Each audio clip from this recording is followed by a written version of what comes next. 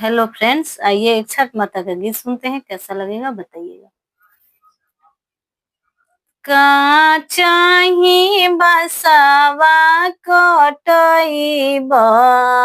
ओकर डालावा विनाश ओकर डालावा विनाश डाला ले बहर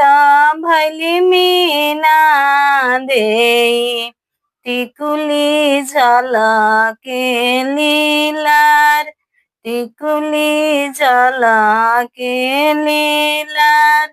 गोदिया में झलकेले बालकवा बाबू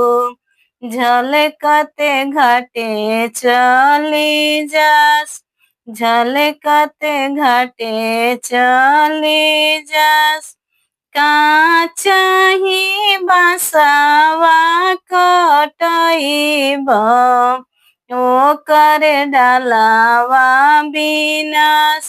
ओकर डालावा विनाश डालाले बहर